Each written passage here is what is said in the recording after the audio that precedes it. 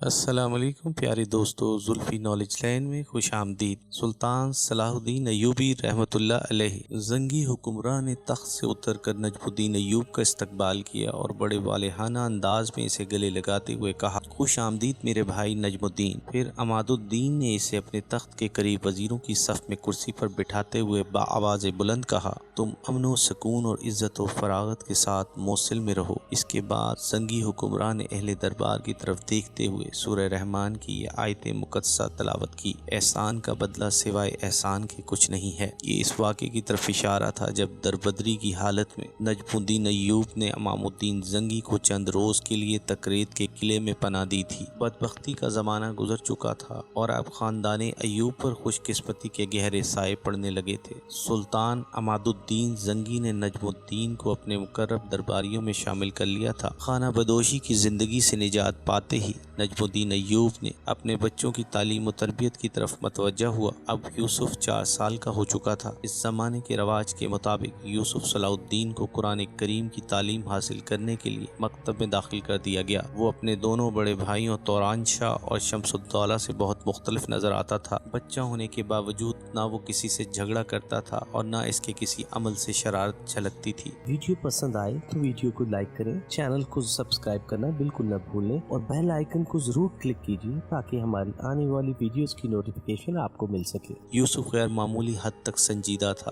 اور اس کی شربتی آنکھیں ہر وقت کھوئی کھوئی سی رہتی تھیں، جیسے وہ کسی گہری سوچ میں گم ہو۔ استاذہ اس کی بہت تعریفیں کرتے تھے۔ یوسف کا حافظہ بہت قوی تھا، سرسری باتوں کو بھی اپنے ذہن میں محفوظ رکھتا تھا۔ زبیدہ اپنے چھوٹے بیٹے سے بہت محبت کرتی تھی، مگر جب موصل آ کر اس کا چوتھا لڑکا ملک العادل پیدا ہوا تو فطری طور پر ماں کی محبت تقسیم ہو گئی۔ وقت تیزی سے گزر رہا تھا۔ اب یوسف صلاح الدین کی عمر 7 سال کی تھی کہ ایک عجیب واقعہ پیش آیا۔ سلطان عماد الدین زنگی کا دربار آراستہ تھا۔ اتفاق سے اس روز یوسف بھی اپنے باپ کے ساتھ دربار میں موجود تھا۔ موصل میں رہنے والا ایک بوڑھا عیسائی راہب مرد زبان دربار میں داخل ہوا۔ سلطان عماد الدین زنگی نے گرمجوشی کے ساتھ عیسائی راہب کا استقبال کیا۔ میں سلطان کا نہایت شکر گزار ہوں کہ میری درخواست قبول کر لی گئی اور حکومت کے کارندوں نے وقت سے پہلے خانقاہ کا تعمیری کام مکمل کر دیا، پادری مرزبان نے بآواز بلند کہا۔ اس کے لہجے سے سلطان عماد الدین زنگی کے لیے انتہائی عقیدت جھلک رہی تھی۔ اسلامی مملکت میں بسنے والے ہر شخص کے جان و مال اور عبادت گاہوں کی حفاظت حکومت کے اولین فرائض میں شامل ہے۔ سلطان عماد الدین نے انکساری کے لہجے میں جواب دیتے ہوئے کہا، یہ تم پر کوئی احسان نہیں ہے، مگر میں اس کے جواب میں اتنا ضرور چاہوں گا کہ تم اپنی قوم کو اہل اسلام کی رواداری اور حسن سلوک کے بارے میں ضرور بتاؤ۔ اس واقعے کی مختصر تفصیل یہ ہے کہ عیسائی راہب مرزبان کی خانقاہ بہت شکستہ ہو گئی تھی اور تیز بارش میں اس کی ایک دیوار بھی گر گئی تھی۔ نتیجتاً مرزبان نے سلطان عماد الدین زنگی کی خدمت میں ایک درخواست ارسال کی تھی کہ اس طرف توجہ دی جائے۔ سلطان نے کسی تاخیر کے بغیر اپنے کارندے بھیج کر اس طرح خانقاہ کی مرمت کرا دی تھی کہ اس پر نئی عمارت کا گمان ہوتا تھا۔ جواباً پادری مرزبان سلطان عماد الدین زنگی کے دربار میں شکریہ ادا کرنے کے لیے حاضر ہوا تھا۔ پھر جب مرزبان واپس جانے لگا تو اتفاق سے اس کی نظر 7 سالہ یوسف صلاح الدین پر پڑی۔ عیسائی راہب چونک کر رک گیا، کچھ دیر تک یوسف کے چہرے کو بہت غور سے دیکھتا رہا، پھر آہستہ قدموں کے ساتھ دربار سے نکل کر چلا گیا۔ سلطان عماد الدین زنگی کے ساتھ دوسرے درباریوں نے بھی مرزبان کے اس ناقابل فہم عمل کو دیکھا تھا، مگر سب سے زیادہ حیرت نجم الدین کو ہوئی تھی۔ پھر دوسرے دن نجم الدین ایوب اپنے بیٹے یوسف صلاح الدین کو لے کر عیسائی راہب مرزبان کی خانقاہ میں پہنچا۔ کل تم سلطان کے دربار میں اس بچے کو اتنی غور سے کیوں دیکھ رہے تھے؟ نجم الدین ایوب نے داخل ہوتے ہی بڑے بے باکانہ لہجے میں سوال کیا۔ عیسائی راہب نے نجم الدین کے سوال کا جواب دینے کے بجائے کم سن یوسف کو اپنے قریب بٹھا لیا اور ایک بار پھر اس کی پیشانی کو غور سے دیکھنے لگا۔ نجم الدین ایوب خاموشی سے مرزبان کے چہرے کا جائزہ لے رہا تھا۔ کچھ دیر عیسائی راہب کے ہونٹوں پر مسکراہٹ ابھری۔ اب مجھے یقین آ گیا کہ اس روز میری آنکھوں نے دھوکہ نہیں کھایا تھا۔ مرزبان نجم الدین ایوب سے مخاطب تھا، اگر تم اس بچے کے باپ ہو تو بے شک اس دنیا کے خوش نصیب ترین انسان ہو۔ بڑی عجیب بات تھی۔ نجم الدین ایوب نے بے اختیار ہو کر کہا، ہاں میں ہی اس بچے کا باپ ہوں، مگر تم اس کے چہرے میں کیا تلاش کر رہے ہو؟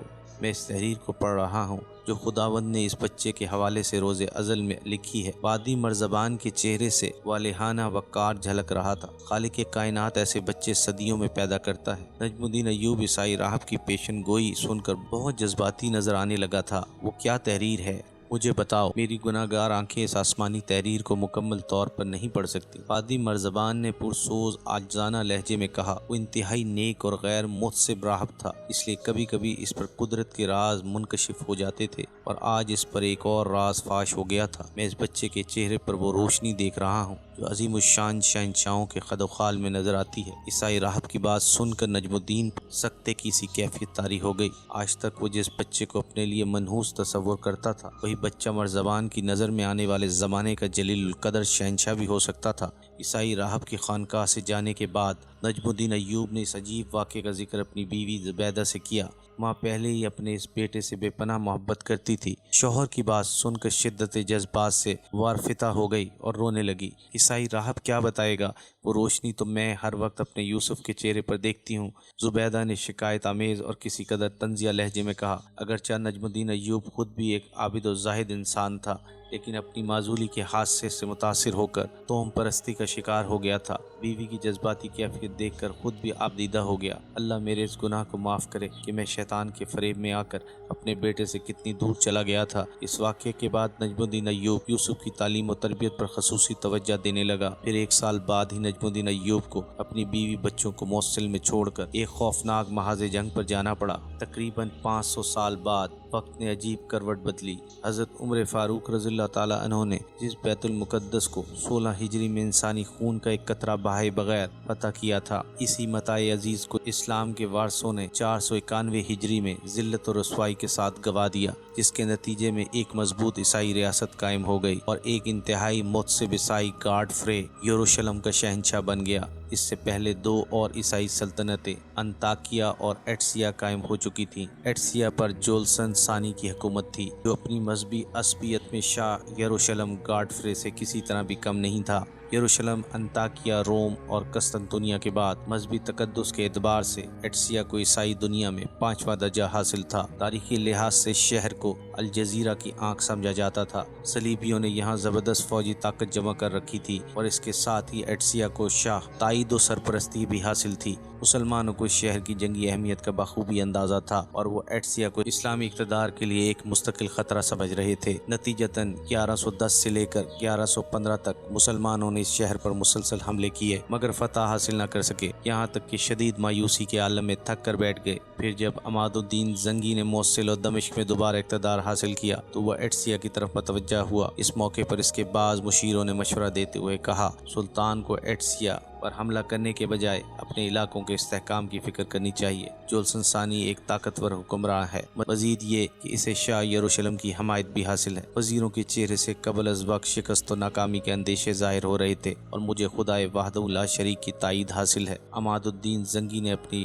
انگشت شہادت بلند کرتے ہوئے انتہائی پرجلال لہجے میں کہا، ایڈسیا اس زہر آلود خنجر کی طرح ہے جو مسلمانوں کی شاہراہ کے قریب رکھا ہوا ہے۔ اس سے پہلے کہ وہ خنجر حرکت میں آئے، میں اسے توڑ دینا چاہتا ہوں۔ وزیروں نے عماد الدین زنگی کے اس جوش و جذبے کو وحشت و جنون سے تعبیر کیا، مگر وہ مرد مجاہد تمام قیاس آرائیوں اور مصلحتوں سے بے نیاز ہو کر طوفان برق و باد کی طرح ایڈسیا کی طرف بڑھا۔ اس جنگ میں نجم الدین ایوب اور اسد الدین شیر کو بھی اپنی پوری توانائیوں کے ساتھ شریک تھے۔ ان کے سینوں میں اپنے حکمراں کی طرح جہاد کی آگ روشن تھی۔ سلطان عماد الدین زنگی کی حکمت عملی یہ تھی کہ وہ اپنے لشکر کے ساتھ رات کے اندھیرے میں سفر کرتا تھا تاکہ دشمن کے جاسوس اس کی پیش قدمی سے باخبر نہ ہو سکیں۔ پھر سلطان عماد الدین زنگی اس ایڈسیا کے قریب پہنچا جب جولسن ثانی کے سرحدی سپاہی شراب کے نشے میں ایک دوسرے سے چھیڑ چھاڑ کر رہے تھے۔ مسلمان فوجیوں کی تلواریں بے نیام ہوئیں اور ایڈسیا کی سرحدی سپاہیوں کی اکثریت دیکھتے ہی دیکھتے خاک و خون میں مل گئی۔ اس سپاہی جو مدہوشی کی کیفیت تک نہیں پہنچے تھے، وہ فرار ہو کر عیسائی حکمراں جولسن ثانی کی خدمت میں حاضر ہوئے اور اسے مسلمانوں کے ناگہاں عقابی حملوں کی خبر دی۔ کھلے میدان میں مقابلہ کرنے کا وقت گزر چکا تھا، اس سے جولسن ثانی اپنی فوج کے ساتھ قلعہ بند ہو گیا۔ سلطان عماد الدین زنگی نے تیز رفتاری سے آگے بڑھ کر ایڈسیا کے قلعے کا محاصرہ کر لیا۔ قلعے کے اندر سامان رست بڑی مقدار میں موجود تھا، اس لیے جولسن ثانی کو اطمینان قلب حاصل تھا کہ وہ دشمن کی دسترس سے دور رہے گا۔ اگر مسلمانوں کے محاصرے نے زیادہ طول کھینچا تو بالآخر وہ تنگ آ کر قلعے کی مضبوط سنگی دیواروں سے سر ٹکراتے ٹکراتے ایک دن ناکام و نامراد ہو کر واپس چلے جائیں گے۔ قلعے کا محاصرہ کرنے کے بعد سلطان عماد الدین زنگی کچھ دن تک صورتحال کا جائزہ لیتا رہا۔ پھر اس نے اسلامی طریقے جنگ کے مطابق نجم الدین ایوب کو عیسائی حکمراں جولسن ثانی کے نام ایک خط دے کر روانہ کیا۔ جولسن ثانی کا دربار شاہانہ قدیم کی طرح